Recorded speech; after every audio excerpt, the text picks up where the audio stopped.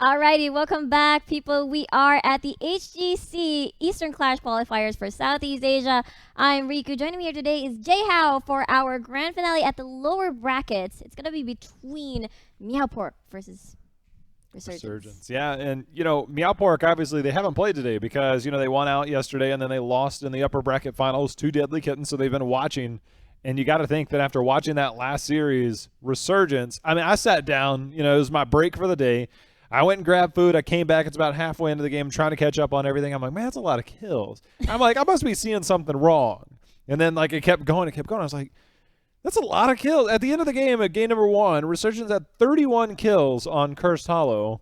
And it was just a wild game. And then we saw a lot of team fighting last game, too. So you got to think if you're Meowpork, you're like, my goodness, this is a new Resurgence team. We're doing a lot here. So you got to wonder, are they worried at all? Meowpork, we've seen a lot out of them. I was really impressed with yesterday. Obviously, they had unfortunate circumstances towards the end of the day yesterday, and then going up against Deadly Kittens. But Resurgence, still a team hanging around here looking to make their way back to the finals. Exactly. The draft is very unpredictable. Every time that they have these last 2 slots, they always surprise us. What do you think about the Chen pick from earlier? But you know what? Never mind. We'll head on to our first game between Meowpork versus Resurgence. Here comes the draft. Sky Temple, baby. I'm ready. I actually didn't know we were ready. I'm glad that everybody's prepared. I'm good to go here. This is exciting. I'm no hesitation. Resurgence versus Meowpork. And again, this is just Deadly Kittens waiting in the wing. Got their eyes fully focused on this series. Meowpork had to be focused on the last one, knowing they were going to be playing the winner. And again, the way that Resurgence played, you've got to think that's going to factor pretty heavily into the draft because Resurgence, they were down to fight 2 games in a row, came out victorious. Exactly. And looking back into the games coming from Meowpork and Resurgence, both of these teams play Genji. So it's a matter of, are they going to be contesting this in terms of, are they going to ban it, not going to allow that to happen, or if they're going to be first pick, they're going to ban it in something else and take it for themselves. But you know what? This is the first game to test the waters, best of 3. We'll see how this is going to pan out as we only have a few seconds left for Meowpork's first ban. It could be either, safe bans like Oriole, Genji. You know what? Never mind. They're going to take out the Genji instead. They go Genji. I love the fact that Genji's being banned out. Genji, when he's got room to work, and Sky Temple is wide open around the objectives. When you have room to work, you can get a lot of good value, good flanking positions, while simultaneously remaining safe. And it's something that we see a lot. However, one of the things that we saw yesterday for Resurgence, they went into an early Abathur, into an Illidan pick. And if you're going to run that on a certain composition in a map, this is going to be it. We see the Ariel banned out quite a lot now in the last few days. So this might be a first pick Abathur, or they might just try and keep it safe, go into something like an Uther and then play around that. I personally, on the side of Resurgence, so Meowpork has to keep that in mind on whether they want to go to Haka to try and counter some of that global, get some of that early pressure. Exactly, because Meowpork is, I've never seen them play Abathur before. Resurgence, yes, we've seen that. They worked out their comp pretty well against their opponents earlier during the second match. So I'm really curious how Meowpork's going to adjust to that. Although Sky Temple is Abathur a very viable. Oh, absolutely, especially when you talk about mule value. If you don't get that, we actually saw a game yesterday to where a team neglected the shrine phase early on. They decided they were going to get natural push in as opposed to giving up the temples. And the temples are basically your lifeline. Your structures are your lifeline with the objective in this game. And then one of the things that you can it's almost like a free health boost for your structures is having that mule. Meowpork spending a lot of time. I feel like it's going to be Uther, but they indeed take the Abathur away from Resurgence. And I love the first pick Abathur. And now with Resurgence, do you feel that you have to take Illidan away? That's the answer that we're about to have, because they're either going to take Abathur in this rotation or they're more than likely giving it up to Meowpork. I'm not quite sure, because Resurgence, before we saw them against Play Stomp earlier, the Illidan takeaway didn't hurt them at all. It was more like, okay, we're going to be cloning something else. We cloned the Arthas. That's going to be a headache, but we're not quite sure if that's going to be the same as well. So they decide to not take that risk. Okay, we're going to take the Arthas and Illidan. Wise choice, because, Illidan, Arthas, one of the good counters to Illidan, correct? Arthas is one of the absolute best for Illidan. And now for this rotation, if you're Meowpork, you got to start looking at good clone targets. And good clone targets start with Greymane at this point. Greymane does really well. He can split off. He can contribute a lot to the team fight. And then getting the clone on that is pretty key. So I wouldn't be surprised if this ends up being an Uther gray main. Again, so when you're looking at Arthas and Illidan and heroes like that and Stitches on this, the same way that Genji has a lot of room to work, so do other heroes to dodge skill shots like Stitch's hook. It's not as valuable on here. Obviously, Stitches is good. He doesn't have that mobility to walk away. Obviously, he's a top-tier hero in his own right, no matter the battleground, but this is one where it's a little bit easier to dodge stuff like that. It doesn't necessarily counter Illidan as well. So I would love for them to forego a warrior pickup here, play more to the support, and then go into a little bit of damage, and then try and figure out on the next rotation what your counter is going to be. There's the gray main. I feel like this has to be an Uther. Alrighty, and it is going to be an Uther, right on the money there. Uther, gray main, quite pretty standard for their composition. Meanwhile, Resurgence and Meowpork, in terms of drafting, they keep taking away things from each other, which is really good. I like the draft so far for both teams. But meanwhile, banning phase for Resurgence this time around, and I'm quite curious. There's a lot of things open. Are they going to be banning something like a damage dealer? Yes, they are going to be doing that. I'm not a big fan of the Malthael ban. Obviously, Malthael's a good hero. He's been subpar since the changes. Now, on the side of Meowpork, you got to look for Illidan counters, but you also got to look for things that will fit naturally. It's a hero we haven't seen at all this week, and we haven't seen a lot lately. But Muradin is actually a really good counter towards Illidan as well. You get that slow going. And so it does really well against Illidan. Obviously, Uther does well to get the stun. If you can get the stun follow-up, gray main going in, and then you have some type of follow-up with Muradin. I haven't said his name a lot lately, but Stitches doesn't get a whole lot of counter towards him. Obviously, he can help a little bit. But when you start looking at other warriors, it's a little bit slimmer. You don't necessarily want to go into a double support in this, like a Brightwing, which is a good counter, because then you've got double support Abathur, and you're severely going to be lacking in damage. The way that some of the drafts have been going, I wouldn't be surprised if they might opt to go that. I wouldn't be as big a fan, but I feel like you need to just play around the warrior position for that. So I'm really curious what Meowpork's thinking here as they look for their second ban, and they take away that range damage of Vala. They take away the Vala. Don't want to deal with that, because we've seen the double Vala, no, not really. The Illidan and Vala combo on the side of Resurgence before, and it's really threatening. It's really too scary. Just a lot to deal with, especially if you've got a solid frontliner with the Arthas. If they pair it up with something else as well on the Resurgence side, as they do have 3 slots left to put into their roster. And so far, so good for both teams. It's just a matter of execution on how they're going to play this out. I'm still curious on what they're going to clone here for Abathur. Well, the gray main is a natural one. I talk about Muradin being up there, but another hero that if you were to give up the Vala, which we've seen a lot of pairings, that's a lot of auto attack. So then Johanna becomes a lot more viable where she wouldn't before. She's got great sustain. It's hard to lock her down. You've got the Iron Skin. Plus you have the Blind. You've got the Condemn, which is a mini stun, things like that. So you have a lot to deal with it. And so taking away the Vala, it just shows that there's a respect factor going up against Resurgence, especially, from what we've seen so far today with Zappy in particular dominating on those backline heroes. Instead, they go the backup option with Cassia, which is also a hard counter to Illidan. Beautiful. So they're taking away everything that could actually be a potential threat to their composition. And I really like the Cassia pick as well. We haven't seen Cassia in this tournament just yet, and I'm really happy Resurgence is just bringing out all these new picks into this tournament, especially like the Chun. They're not afraid to do this. They're not afraid to take these, risks in a way, but it works out with their comp, so it's really good. So Meowpork, what did they do in response to this? What do you think Cassia is going to pick as a heroic? Oh, it's got to be Ball Lightning. This weird theory crafting right now. Muradin obviously is going to do well. He's got block at level 1, which does well against Illidan. Against Cassia, he does counter Illidan pretty well. I doubt it will happen, but Resurgence has all the makings of a Bloodlust comp, first of all, with the Illidan, Cassia, Rhaegar, Arthas going in there. But JoJo, again, I talked about it before, Muradin and Johanna have to be considered. Cassia's auto attacks, they're not terribly slow, so you're going to get a lot of auto attacks out. The other thing is her level 1 is kind of like a spread damage. Instead, they do go the Muradin, but the Cassia pickup is so surprising to me. Exactly. Chromie for the last pick as well. So with Muradin in, you are correct with your predictions. Plus, really good CC with the Avatar in as well. But I'm really curious how this is going to... Because for me, looking at what all the drafts I've seen in the tournament, this is all very surprising, if you will, especially on the side of Resurgence. So for the last pick, I'm not sure what they're going to fit. Dahaka has made it through. I'm just...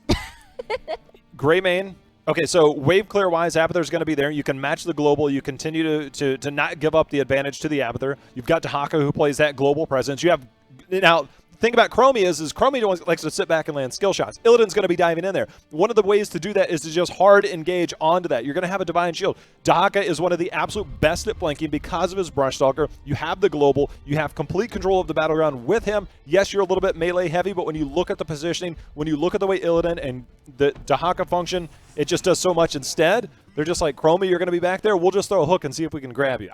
I'm okay with the pick. You know, I look at the follow-up. Obviously, you can run Fend in there. You can get the lockdown with Arthas. I think that playing the map, playing the battleground, and then also countering a lot of what they do while also playing to an incredibly strong hero. I would have liked Dahaka there. Stitches seems like too much of a hard counter. Stitches does. He's one of the few heroes that still has dampen magic. So I don't know if we'll go that. Obviously, Arthas, Stitches, you got to have some damage. But I wouldn't be surprised if he ends up going dampen magic to try and sustain on the temple phases to deal with Chromie. Exactly, as Chromie is really good in terms of zoning as well, plus really a huge poke indeed. But you know what? I'm just really afraid. Looking at Resurgence's composition, it's really in your face. So I'm kind of worried if the Muradin is going to be enough as that front line to protect the Chromie. Chromie really has to take note of her positioning, or else it's just going to be really problematic. I kind of wish that Chromie would have been something like a Li Ming. You can go into that Calamity at level 7, get good spell damage against an Illidan during his evasion phase, things like that. There's a lot of things you can do with that. Chromie's going to have a hard time dealing with Illidan. The one thing that counters Cassia really well is that spell power, that mage damage. So it can get, but you're also trying to hit skill shots in a very wide open area as we head into game number 1 here in the lower bracket finals, as we have Meowpork facing off against Resurgence. Yes, sirree. In the blue side, Meowpork, we got Zessen on the Grey Mane, Risotto on the Muradin, Sedia on the Abathur, and we've got, Meowpork on the Uther, and Excarik here on the Chromie. Down the Chromie. That's going to be the one. And on the right side will be Resurgence, as Yu Yang will be on Arthas, Capricorn on Cassia, Meltis will be on Rhaegar once again, Pizza Xiao on Stitches, and Zappy, the ever-flexible player, will be on Illidan. Look for him to make a lot of plays. Wow, Resurgence with a very scary composition. Meanwhile, Meowpork is all about the control, the punishing of whoever is going in too deep into the team. But it looks like we're going to see an early standard push here on bot side of the map, with Meowpork responding to this. Tower will be taken down. Yeah, oftentimes this is one of the things that you see people do against Abathur comps. As you see the hook going in, no real hard follow-up, and Zappy, sitting at about 40% health, has no hesitation going in as he's got his evasion, and the Chromie bomb drops, but somehow Zappy stays alive, and the fight is continuing to break out. Nobody going down just yet, and both teams, as Chromie landing again, both of these teams are just so low on health. Look for a hard reset as we start the game here. All those clutch heals, I actually thought that the Chromie would have fell there in battle, but you know what? They've got all those clutch heals. Everything is A-okay. Stitches landed the hook there as well. But you know what? It's just the first initial fight. No first blood has been drawn yet. And Capricorn and Meltis is just zoning the rest of the members away. And Excarik really going to get painful as they ramp up more damage as the game continues. And anyway, here we're going to be seeing another drop. Hook onto Excarik. You can see the burst damage from Resurgence. Amazing. Capricorn takes a sip onto the well for more sustain. Risotto just leading the backline. There's a stun onto Meltis. No fear as Zappy enters the fight. Meowpork will just land a stun. It's going to be A-okay for now, but first blood has been drawn. I'll tell you what, this first Temple phase is looking really good for Resurgence. They've got that experience lead. They're going up against the Abathur comp. They've got control of the temples, and right now Meowpork doesn't have an answer. Again, the Chromie pick is going to be highly scrutinized if this does not work out, despite landing some early skill shots. You got to get the kills. You got to get that good team fight value as Chromie continues to drop bombs. Uh-oh, there's a stun into Capricorn. Will he be able to survive? Look at that. Everybody just body blocking to save their Cassia. but they will take no more as the hook lands into Zessen. They're finishing off the kill with Greymane falling down. Will you look at that? Resurgence keeps taking kills one by one. Yeah, not too bad getting that slam in there, and Cassia again managing to stay alive in the middle of all that and re-engaging here onto the temple as Chromie finally helping to get some kills there. Rhaegar goes down, but Zappy is like, no healer, no problem. He's going to have to dive out. We see the Howling Blast is grabbing the roots. They're going to try and follow up Cassia with the Finn, but nice dwarf toss out by Murden. Oh, Meowpork so close to death as Yuyan gets denied. Greed is sometimes not good as Capricorn will dash in for safety. I tell you what, though, Stitch is going dampen magic. He took a couple shots where he probably should be dead by now. But again, he is one of the few heroes that has that at level 1. It's obviously still just the dampen magic, not renamed like something like Nerubian armor, but the functionality still there. It's keeping him alive for now. Definitely. Meowpork has saved, or gets to live another day. Meltis just going to be securing a couple of camps here and there, but that was the first temple phase as Resurgence take control, gets a few kills here and there. It's quite even so far, especially on levels, but as you can see, man, both of these teams are, I'm just really excited for this match. Chromie. Sarsi and Bronze Talons, we see the Q build at 1, looking for that added poke value, but the Dragon's Eye level 7, hoping to hit those skill shots on time, getting that big damage there in the center. We'll see how it plays out. Helping to clear out that camp was we see Siege Camp picked up here by Meowpork. Yes, sir. Resurgence just going to be very patient, finding the correct opportunities. Earlier, you saw how scary Zappy was on the Illidan. Stun lands onto Capricorn, but Meltis and everybody else is just there as camps march onto their territory. Look at that damage. But Capricorn is half health at this point, but she's gonna be okay as the Rhaegar is just gonna be on standby. Meanwhile, Resurgence ahead on levels a little bit, but it'll be fine for now. Fine for now is the thing. Siege Camp has been cleared out here. See the priority for the night camp on the ping on the minimap there as Illidan has picked that up. We'll see how long they opt to stay here. As soon we'll have our second temple phase, which will be at the bottom. Yes, Serene. Risotto just trying to zone in Capricorn just for a little bit, but the camps over at the top side of the map is definitely going to give a lot of pressure on Meowpork to respond to this. So perfect timing, plus control map. The control is definitely on Resurgence side as they're chunking down this structure real nice, but really surely. Yeah, and as we see Rhaegar getting blown up there, but Xeric in all kinds of trouble there as he's going to be the first. Oh, wait a minute. Oh! Self-casting a Dragon's Eye when you know you're going to die. He tried to land it, get the skill, but nice fend in for Cassia as our second temple phase will be active. Wow, that was perfect timing for the side of Resurgence. Definitely in their favor as pressure continues to build upwards on towards the top side of the map. Yu Yang and Zappy are going to be okay. They're going to be walking safely out of that as Meowpork secures the vision there. But Resurgence just keep taking what they want at this point. But level 10 is where it's at. Level 10 is where it's at, and it's when we'll probably be seeing the hunt, which will allow Illidan to have a lot more global control of this game. We are not seeing Mule picked up for Abathur, which is a little bit surprising to me. Not willing to go into that to get that value. Instead, going full damage as we see the Hat build coming out here. Adrenal Overload at 4 will help the Greymane when he dives in and getting that extra stab damage now at level 7. There we go. Pizza Xiao leading the front lines, finding the hook, finding the target, but looks like Meowpork respects that and decides to back away, give the temple away. Meanwhile, Illidan will rotate into the mid side of the map. Going to be facing Meowpork there. They will congest or collapse into that area as they're going to be having a little party here at the brush. Either Illidan is contemplating or he's just trying to give his opponent something to think about because he is not locked in yet. And I'm a little bit surprised. I feel like on this battleground especially, you know, you want to be able to clear lanes. You did not pick a global, and instead you went into that Stitches at the last as they get the hook, and Xeric is going to go down. Uh-oh, Risotto. There's a picture of Meowpork very low at this point, but Zappy just keeps going on. And Resurgence is just so not afraid with their movements here. Very impressive. 2 people down on Meowpork's side, and they get all the structures that they want. You got to think that right now Illidan is waiting to see the heroics that are going to be picked on the other side. Again, it's just an element of surprise because you can see Uther holding his as well. Sometimes you're trying to dodge skill shots, you're trying to bait out the Divine Storm, and so maybe he's thinking if it's Divine Storm, maybe I go Metamorphosis, try and bait this out and dodge it at the same time. So the mind games are definitely being played here between Uther and Illidan. Mind games indeed, as Risotto and the rest of the members from Meowpork are going to be settling with this camp right here as Resurgence is just nearby. This is very familiar. This is the boss again. What match was that? I think that was in day 1. Risotto, meanwhile, is going to be patrolling over there as they are going to be spotting a few members of Resurgence just right at that siege camp that they secured. The one thing that does help is you have Abathur in this composition, so you don't miss out on too much soak as you can get that hat soak.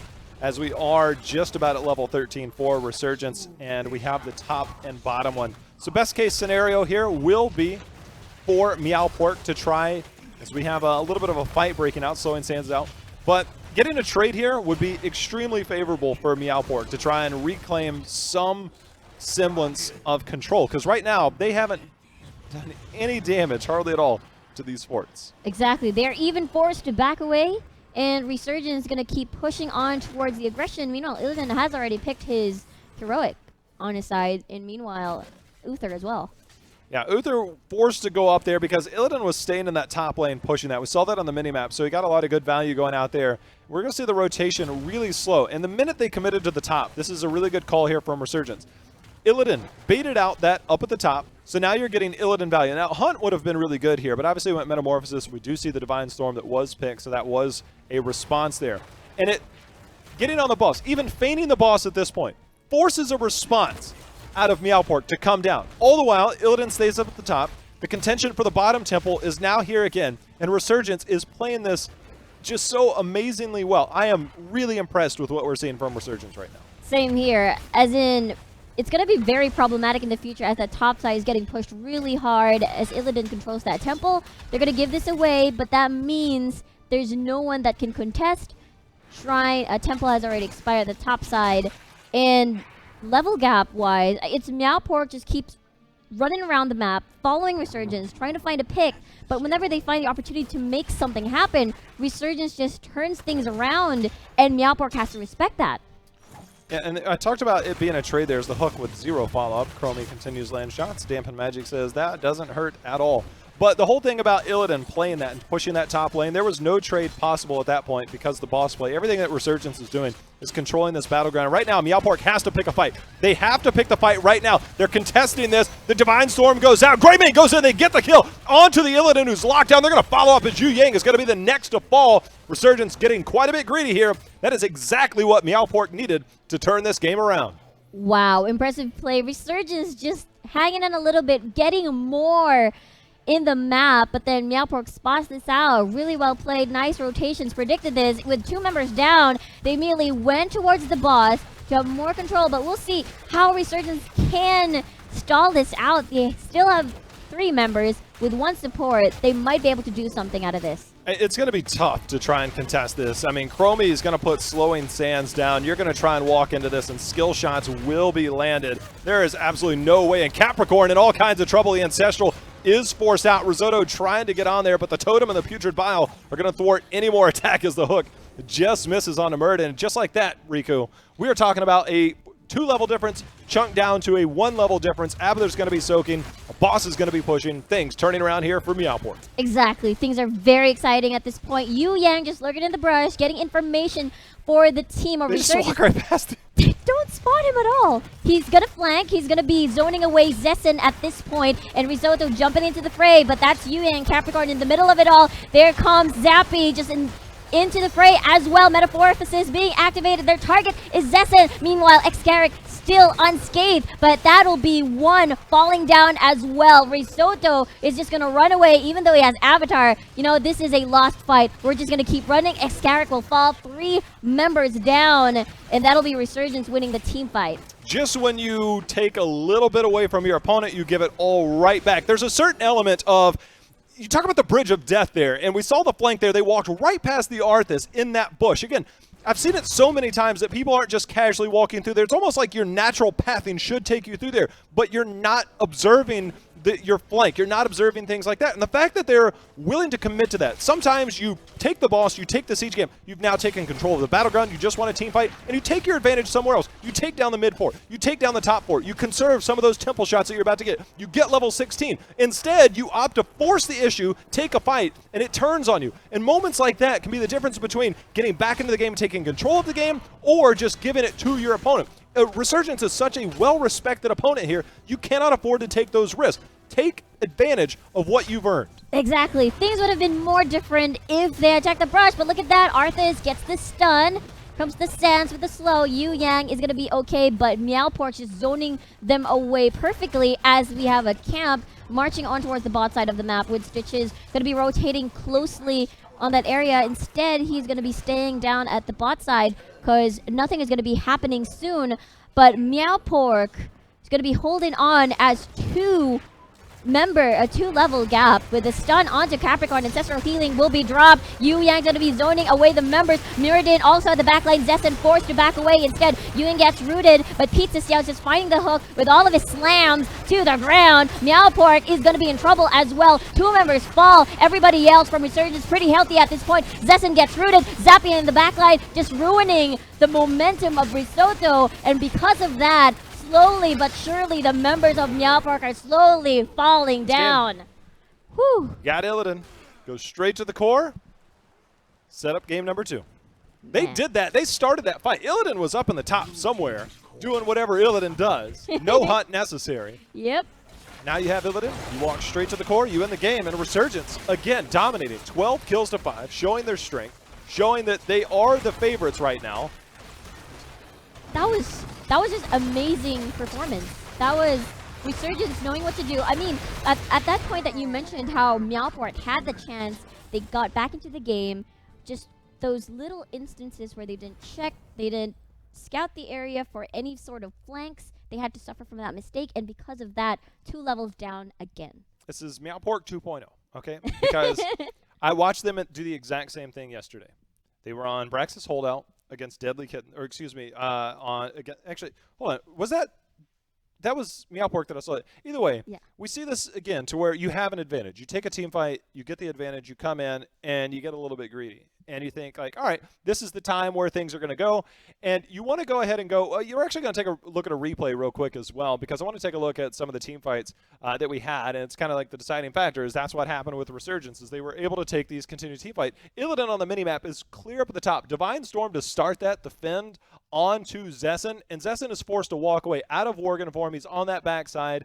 And all the commotion there, no matter how much Slowing Sands does, just way too much firepower on the side of Resurgence. Yeah, Zappy wasn't joined in mid-fight, and I feel like it was just chaos after that. So with that said, it felt like everybody was just congested into one area. There's no response whatsoever to whenever Resurgence just dive all in. There's not much punish that Meowpork could do when that happens. I mean, if you just take control of the game, and it was 13-15, and Meowpork, again, recognition's there. Recognition by this team. All the potential in the world is with this team. They recognized that they were potentially losing a camp. Abathur put the mine down to scout it out.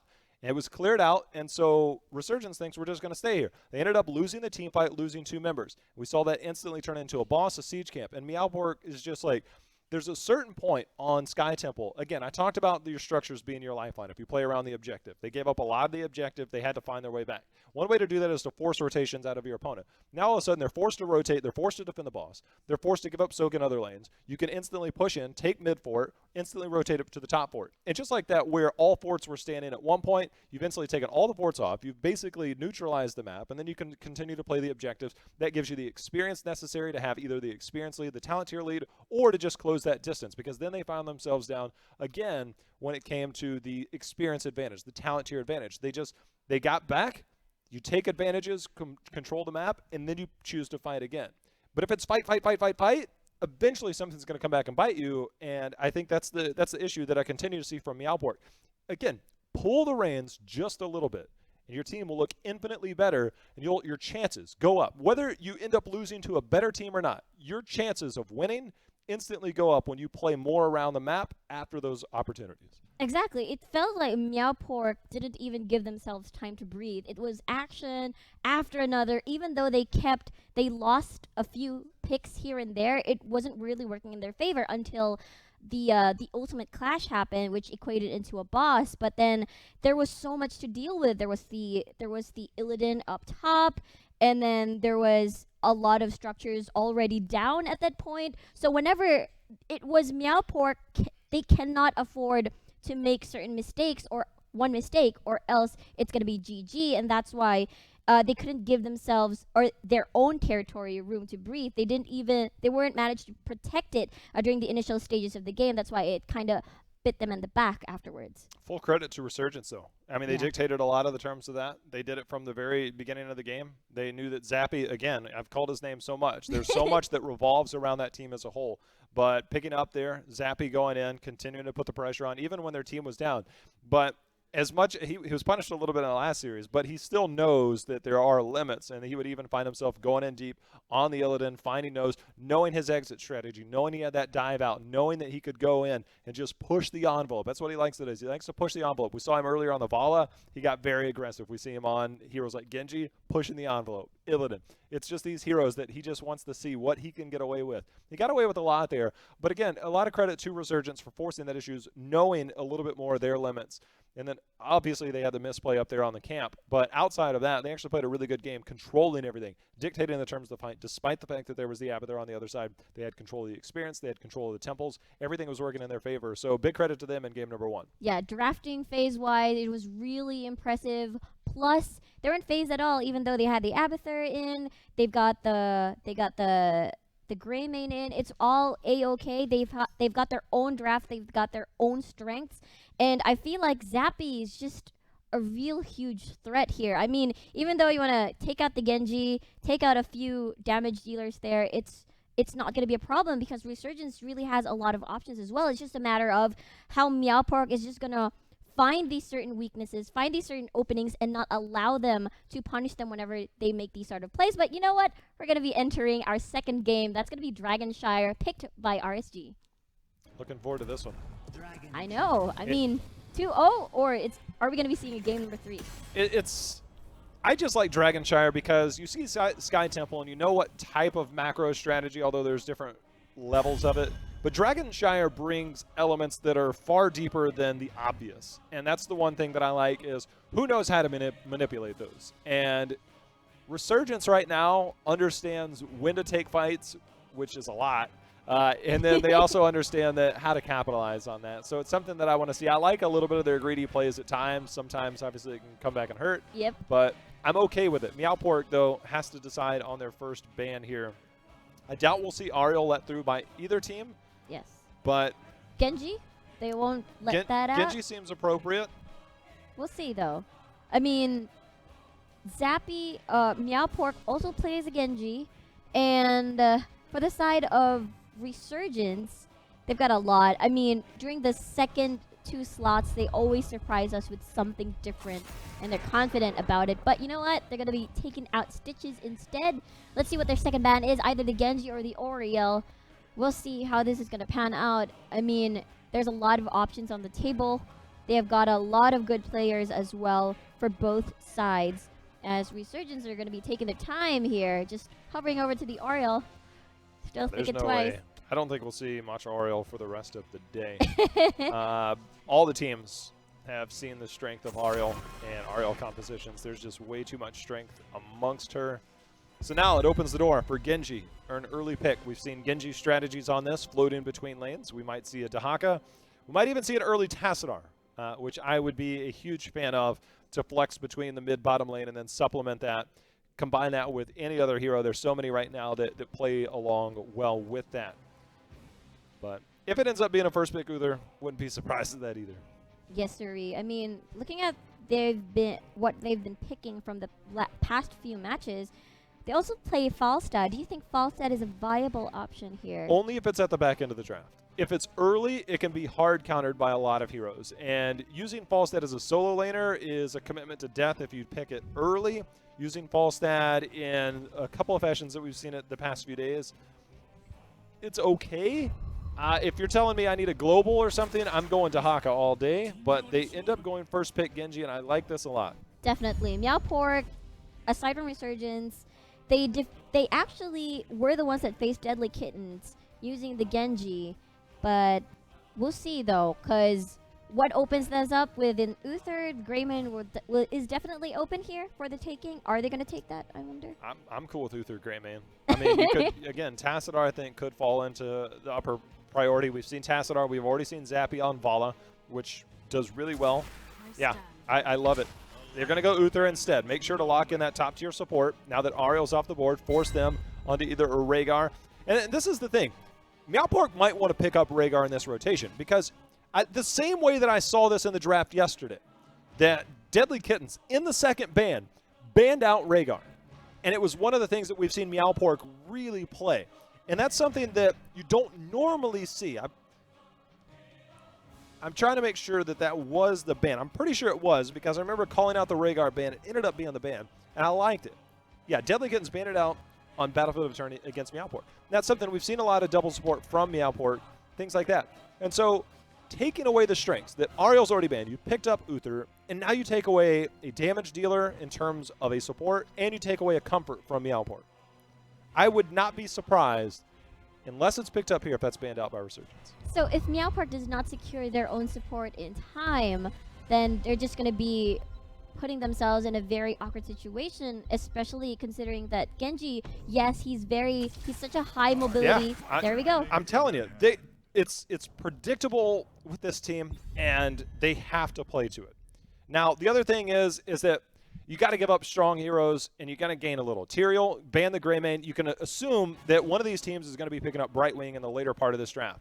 The fact that they already have Genji, I do not want to see it on the side of Meowpork, so I got a feeling they're going to be tempted to go that route with a double support, but it really hinders their solo lane and their 4-man because Genji doesn't have great wave clear. Rhaegar helps a little bit. Tyrael's okay, but when you come to getting in these skirmishes, that's going to be your main thing. And if you don't have the type of global, you don't have the type of wave clear, you can lose by war of attrition. Yeah, I mean, look at Resurgence. They're even contemplating hovering over if they're willing to ban out, get a ban slot onto the Greymane instead, so that Meowpork just have a little bit of option in terms of one of the top tier damage dealers for their side. I mean, they do have Genji, but that's definitely consistent damage, sustained damage rather. But they're taking their time definitely here, but it looks like they're going to be settled with that as their ban Greymane out of the picture. So whatever happens, I know Meowpork loves to run double support, but I'm scared that that's the route that they're going to go. And your range damage at that point is Genji and who? It's so hard. All right, so if anything, my biggest threat on the side of Resurgence would be a Tassadar. So Meowpork has to consider that. Pairing up an Uther, Vala, Tassadar that can roam between mid-bot and also skirmish extremely well throughout the beginning, it actually does really well with early Genji, who isn't that strong. His power spikes come up as he moves on throughout the game. So how do you deal with that? And one of the ways to deal with that is by not giving that early game strength, because Tassadar is strong from level 1 on just because of what he supplements, and then as his questing talent level 1 finishes, he becomes a stronger hero in general. Pairing that with a Vala Uther, you're going to have a hard time skirmishing early, so you're either going to have to ban it from them or pick up some really good wave clear. And you're right. And you're right. Their Meowpork is going to be taking out the Tassadar, so less protection definitely for Vala, less of a threat as well later on to the late game. But Resurgence definitely quite a solid draft. For Meowpork, it's still a bit of a question mark for me because I'm looking at their picks and they also play a Thrall as well. Do you think that would be viable in terms of finishing off their composition? Thrall is definitely an option. It's something that we've seen a few times this weekend. You need that solo laner. You need somebody that can come in for potential flanks that can also sustain in a team fight. So, Thrall could definitely fit in there. If Tahaka makes it through this draft, I'd be a little bit surprised. I feel like Tahaka is just way too strong, way too much to give up. We're talking about Dragon Shard that traditionally goes late. You have the global for control. But it just seems like this region isn't as high on Tahaka, and when they have Tahaka, they're so adept to team fighting that Tahaka global value isn't really there. But they do take it, and really good choice coming from Resurgence. And what are they going to be picking as they're going to be picking Arthas. Look at that heavy front line coming from Resurgence, and no one. It seems like it's one of these impenetrable wall to protect the Vala, and the Genji can definitely dive in, except that there's an Arthas there. You gotta worry about the Hauling Blast, the CC lock-in that they can provide. So what's it gonna be? I talked about Brightwing. I think Brightwing is going to be the last pick for Resurgence because you can poly a Genji, follow up CC, and then bye-bye Genji. That is true. And they don't have to invest too much resources on the skill set, especially from Arthas and Dehaka, just to punish the Genji, and they can just throw it right in onto the rest of the members if they reserve that Brightwing Polymorph. So after that, but, you know, it's still, for me, the big question mark is Meowpork's last 2 picks. I mean, I'm really worried about the damage here. Falstad Thrall. See if that's... Falstad Thrall. Probably a Thrall, perhaps. I'm not sure. One Suspense. or both. One or both. Or neither. Or neither. Ah. All right. I am absolutely terrified if Resurgence recognizes that they just push in any lane with a Vala, Uther, Arthas and just do whatever they want. Genji cannot defend that. Rhaegar and Tyrael, you are going to struggle mightily in the early game. This is a late game team comp. You need late game Genji spike. You need the clone on Genji. You need Malthel who can survive in team fights. You need the sanctification. Rhaegar is just going to be there. This can be punished heavily. And it all depends on this last pick by Resurgence. Wow, that was a long shot from Meowpork. I mean, they locked in the Genji. No one is definitely expecting the Abathur. Malthel as well. I mean, people have banned Malthel against Meowpork before. Hit me with a triple warrior. Give me the Anubarak. The minute Malthel hits Tormented Souls, you cocoon him. Hit me with the cocoon Rhaegar. Just hit me with that triple warrior. Show me your Europe. Alarak instead. They're not quite Europe. But shout out to Tricked Esports. Like, that's a team in Europe that they've run a lot of triple warrior comps. They've made it look really good. Obviously, we're in a far different region. That's too much theory crafting and stuff like that. But against that composition, there's nobody that threatens that comp at that point. There's nothing. I mean, Exactly. you can hit anybody. You can hit Genji with a cocoon. You can hit Malthel with a cocoon. Anything along those lines. You just negate everything right off the bat because those are duration heroics. You just cancel them out. You cancel them out. But either way, I'm a little bit surprised. The Abathur Malthel, obviously Malthel is going to fit into that solo lane. That's one where I actually probably would have liked to have seen a Thrall. I don't say that too often, but Thrall's making his way back in the meta. I don't know where the Abathur fits. I know the Abathur is obviously going to be cloning Genji, but I don't know where it fits in the early game. Exactly. Pre-level 10 is definitely going to be problematic for Meowpork, and it's just a matter of stalling, but I don't think they have enough stalling tools. Just as you mentioned, they have not much wave clear to offer, and Resurgence can just keep pushing into their aggression. But you know what? We're going to be finding out what Meowpork has up their sleeves as we head on to game number 2 between Resurgence versus Meowpork. This is it. Resurgence going to try and secure this into game number 2. Take a nice look at the Hall of Storms here. Yep. So pretty. There we nice. go. All right, Resurgence. You know, they have this dominant game. The Alarak pick is a little bit surprising to me. And more interesting, we're seeing a Vala Q build trying to get that follow-up CC damage. You get the stun, you get the lockdown. We're going to try and go in here as we see the fight breaking out in the middle. The tongue instantly onto Tyrael, who's able to Eldruins out of there. Oh, man. Imagine if that was someone else. That would have been really, if it was a squishy target, that would have been instant first blood. So many CCs on the side of Resurgence. And Excarik is going to be on the Genji. They're going to be rotating, especially the Vala back at the bot side of the map. But then this is really tricky. We're going to see how Meowpork survives the early phase of the game, as Resurgence will be very aggressive during the initial minutes. Control them and let loose the Dragon Knight.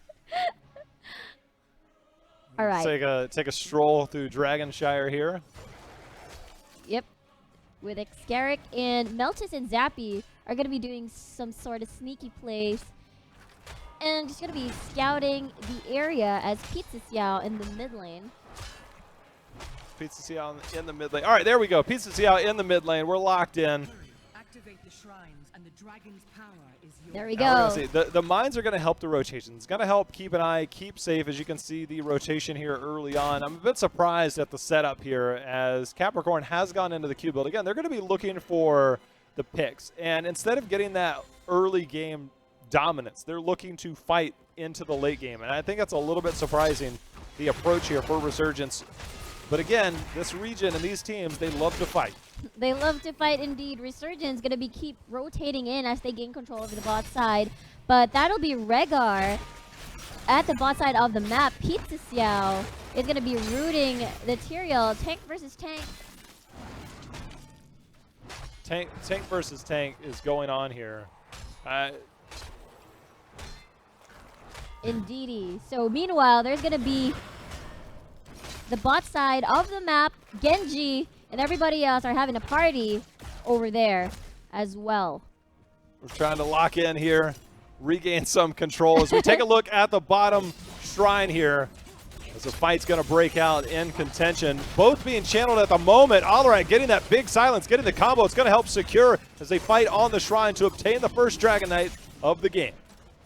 There we have it for Resurgence. Nicely done. And a lot of control coming from the Resurgence side, which was understandable. J-How has brought it up. And Meowpork has to respect that. In the meantime, all they can do is keep stalling and defend from this DK. Early game team fights are going to be weird as we're going to see Malthel fall there. We're seeing adrenal overload for a Malthel and a Genji. Genji's auto attacks aren't exactly terrifying. They're not bad, but it's really going to be a weird place. Same for Malthel. His auto attacks are pretty slow. That 25%, you know, it doesn't exactly scream that burst, that sustain, what you expect. Actually, I'm sorry. I can barely see that. That's actually prolific dispersal. I'm getting it back on my monitor over here. But Rehgar dies in the process there earlier. Interesting. So anyway, coming back to the game, you were saying about the talent? Well, shout out to Abathur for having all green talents, and as I look across the desk here, seeing that it is the Nest one, not the Adrenal Overload. I was going to say that wouldn't make much sense there with this composition. But again, Vala specking more and more into this single target blow up, going full Hungering Arrow build, going into that repeater there at level 7. So we'll see exactly where they can get that.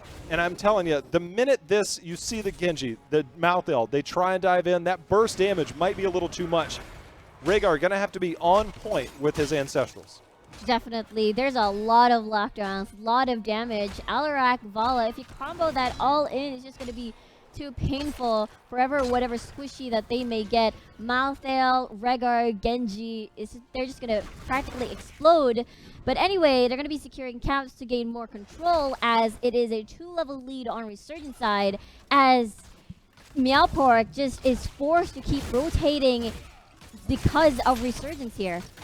Again, I expected Resurgence to have the dominant early game, and it is a level and a half lead, 3 kills to 0, and complete control of this battleground so far. And Resurgence, again, Meowpork is a late game composition. They are just, the minute level 10 opens up, their odds of winning increase significantly. But they got to make sure they're not too far down. As you can see, Vala getting that burst damage, and Risotto diving in. He's going to be punished for that. And nicely done. Recognize they're not going to be able to hit anybody, so make sure and try and get it on the minions. Oh, wow. This is just going to push the lead up to further, rather. Especially when they reach level 10. They're going to be more scary here on the side of Resurgence. There's the stun onto the Rehgar. Meowpork is going to be fine. But still, shrines are online. And level 10 is just very near for Resurgence. And you have to concede. You have to concede this. And that's the biggest problem, is that where do you give up, where do you sacrifice, and where do you come back from that? Obviously, Malthel is going to try and do his part. Genji doesn't exactly have the best single target siege, you know, in return. So now all of a sudden, a Dragon Knight's going to be pushing onto you. Your anti-siege is not that hot. You're going to be in melee range. Genji is your only range damage on this team, and he is not a face-to-face. He is a, I'm going to try and attack you from the side. So now all of a sudden, your chances of defense look a lot like this. You're down talent tiers, you're down heroics, there's not much you can do. This is the early game that I wanted to see from Resurgence. So painful. Meowpork has to defend from this. And meanwhile, that's just Meowpork landing in some pokes, but not much at all as Xcarrick. You mentioned how their early game Genji is just like little tickles whenever he releases all his shurikens onto a single target. Yu Yang, a little bit low already, but he's just going to be respecting that, going to back away for now as he really wants the wall down. Oh, there you go. I like the fact that we're at least seeing Resurgence. They're using the DK to keep everybody at bay, the threat of getting there, while they send the rest of the team, or at least most of the team, back down to the bottom fort. They don't need to overstay their welcome there. The fact that the DK and Arthas are there, they got to get out of here. I would have loved to have seen that DK and team go to the bottom, open up that bottom lane, just soften it up. But the fact that level 10 is now going to be here, look for Meowpork to try and turn this game around. We'll see as Zappy looking for the telekinesis, not enough range. Zessen will walk back away slowly as he joins his teammates. Dahaka is still going to be chilling at the top side of the map, but Resurgence still on the move, will not stop as Meowpork is already level 10. So I'm pretty excited how this is going to pan out. Genji still holding on to that heroic. Is he going to buy X Strike or Dragon Blade? There we go. It's going to be the Dragon Blade. It is a scary prospect. You run into an Alarak, you run into the Arthas. Of course, you'll have the stuns coming down from Uther. So you got to be a little bit careful while on that backside. You got to be on point, make sure and time your deflect appropriately. So we'll see how that goes. Again, double Genji will be a thing the minute we see Abathur get that clone in. So looking for an opportunity for a team fight. Every inch that you give up, every talent tier that you give up, it's going to be harder. Definitely. They're contesting this camp right here as they chase them away. There's a telekinesis dragging on the Malthal Nira, but that's going to be the heal. Meltis being poked out by Shuriken. Sedia, yes, actually dives in, but he might be in a little bit too trouble here. That's actually the Abathur clone, so he's going to be fine.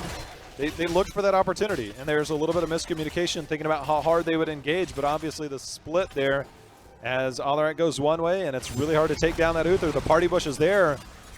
The silence missed, however. Piece of Xiao is now in there pretty deep, but again, no clone available, so you can't force a 4v5 11 versus 13. Definitely. In level gap, as you mentioned, they do secure this camp, but still missed opportunity, as you said, with Resurgence. Probably missed that opportunity, but it's still the type of play that Meowpork could have capitalized on when they make these little mistakes. And it could have been a deja vu from the first game where they took a camp, they suffered from that, but they weren't able to make that play this time around, but they might catch Zappy.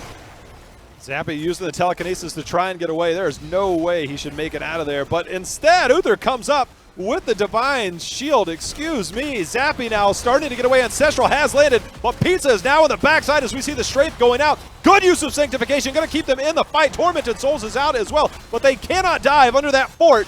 This is going to be a tough fight to take as Genji just barely able to get away. Xcarrick super low. He decides to back away, just poking them with shurikens, but that'll be Malthal suffering from everything else with Risotto following through. And Resurgence not suffering any casualties whatsoever. Tyrion's like, I'm going to get him. I'm going to get multiple ones. Oh, wait, actually, he missed everybody. Everybody just scattered bad, away. man. Ouch. But anyway, again, DK in control of Resurgence. Meowpork has to face another attack from RSG, and 2 levels down, 3 levels down as well. So, Meowpork, what you gonna do? They're going to suffer the loss of a fort here and continue to suffer in terms of experience. Now, this is what we're going to see. You're going to see a bottom fort go down. You're going to see keep wall pressure in the bottom lane, or at least you should here. And that opens up the door for 16. And a 4-level lead will be here. It'll be about 3 by the time this is all said and done with Abathur soaking in the other lanes. But we're just looking at Resurgence dominating this game from the moment it started. Again, the composition of Meowpork just confuses me beyond all measure. In theory, your team fight is there. But you're playing Dragonshire. And they've given up so much. And we're 11 minutes in. Yes, exactly. I'm pretty sure RSG will not allow them to stall any further as they're very aggressive with their plays, taking a lot of value up onto the DK with 36% HP as the rest of the members might want to start something. Guess they're just going to back away and not give Meowpork anything, not any casual consolation prize, rather, for the team. believe it or not, 13 versus 16, this moment right here is actually your best chance to try and take a team fight. Just beyond your keep, you have a short retreat point. This is going to be as close as you're going to get. I mean, getting 16 by the time the next shrine phase is going to be there, you should be able to get it, but you're still going to find yourself several levels down, and your window of opportunity is going to look something like a 19 versus 16 or an 18 versus 16. And it's going to be just a matter of Resurgence saying, you know what, we're actually not going to team fight until 20. So it's actually a little bit late to try and get this engagement. I tell you what, Meowpork, they're in all kinds of trouble, Riku. Definitely, Jay How. Look at that. All they can do right now is definitely soak, as they're very level, 3 levels below Resurgence, as RSG keep taking away things around the map. More pressure is building, Meowpork being pushed back, and that means more control for RSG and less congestion on towards the shrines and making plays around the map. But we'll see Pizza Xiao will be dismounted there. Howling Blast will not connect, but RSG in a very comfy spot, 17 to 13, 14. Take a look at this top lane. I mean, Dahaka's going up there. We're going to see a response there. Dahaka's escorting this in. I mean, the good thing is Dahaka has no hard CC. So if he just wants to say, look, I'm going to press Z and I'm out of here and there's nothing you can do, they can do that. There's nothing to prevent him from leaving. So if it ever gets to that moment, your gank squad is just going to look real silly chasing a Dahaka that's underground and somewhere else. Exactly, and he's pretty tanky to boot. So with RSG, with a lot of space of moving around the map, with the Dahaka creating pressure at the top side, he's going to stay there. He's global, so he's fine until something happens. He's just going to join in with his teammates, but bot lane is where it's at, as it is the other map that is open and farthest away from the Dahaka. So Meowpork is definitely going to be pressured all day long, 14 to 18 at this point, and more camps can be taken as well, but DK Shrine about to come online. There's just so much being missed, so much experience being missed all over the map right now. I talked about looking at an 18 versus 16, 19 versus 16, except there's nobody soaking this lane. You just lost all kinds of experience. It's just, a keep will more than likely fall here. You still have a little bit of defense left in you, as you see Pizza Xiao actually taking quite a bit of damage.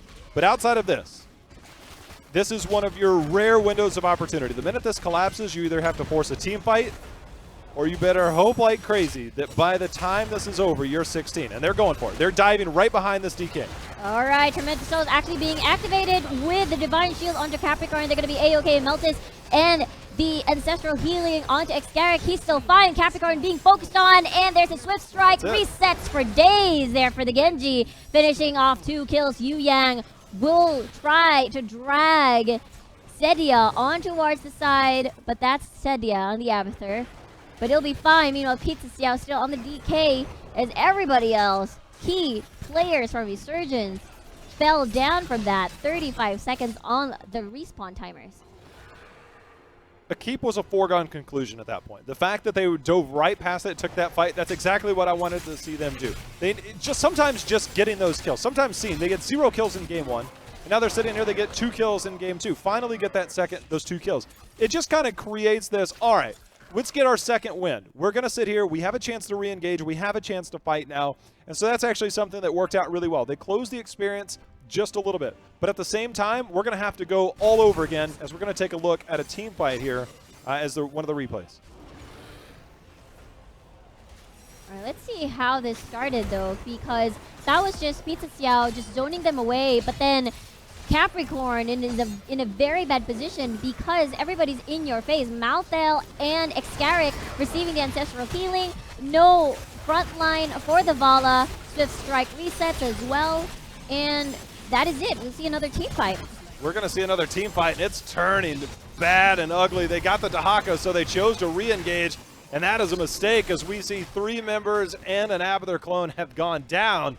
And just like that, they might just try and end here. I think right now the reasonable call, actually, they might be able to do this. They have the damage, and just like that, level 20, they're going in. Oh my, with only the Tyrael and the Abathur alive, Risotto is just going to be doing his best. Telekinesis will not connect, but then that's 4 members alive, and we thought that Meowpork actually found the fight that they were looking for, but look at that. Risotto still struggling here. Zappy will fall down, but that's still 3 members. GG, well played. Resurgence 2-0 against Meowpork. I want to shout out to our Vala there because Farflight, such a good talent, level 20. But when you get 20 in the middle of a team fight, you're at the end, and you're about to walk up and end the core. You go Rancor. Good recognition, understand that your win condition, your window is not small, but you want to make sure and guarantee that. So you get that extra attack speed, you go in there. So even talent recognition, that's one of the reasons why Resurgence now heading into the grand finals will be facing off against Deadly Kittens. But they did it in dominant fashion. They did it in impressive fashion. They did it in 2 games here. They did it before. And it just seems like yesterday they were still figuring things out. They looked good, but they didn't look great. And so far, they've looked really good against a lot of teams. But there's one ultimate test, and that is Deadly Kittens, the king of the region, the one that we're at the midseason brawl, the one that's at the favorites, the one that won the winners bracket, and are waiting for them in the grand finals. But if you're on Resurgence, you got to be feeling really good about yourself. And Zappy, I'm telling you, it has been an absolute pleasure to watch him thus far, and I cannot wait to see what's going to happen in our finals. I feel the same way. And there's also that time where is this going to be a third time where we're going to be proceeding to the next round again for another best of 3, correct? So this time around, again, this is another flashback, Resurgence versus Deadly Kittens. It's kind of like what happened last year. It is. I mean, last month. Just back in April, this is exactly what happened, is that we played into the grand finals. We saw them take a series off. They came back. Deadly Kittens came back and won the rubber match. So that is the potential. That's SEA in a nutshell, is that you have the potential for anything and everything here. And that's what I'm most excited about, is we've seen really good play today. I've been more than impressed by the teams that have been winning, even some of the teams that have been losing. They did so. There's a lot of room for improvement. So hopefully they go back and watch, because there's a lot of good talent here. I want to see them. But right now, we are seeing the best of the best. Resurgence, they've reformed a little bit, had some roster changes, still show that they're one of the top teams here. But again, Deadly Kittens,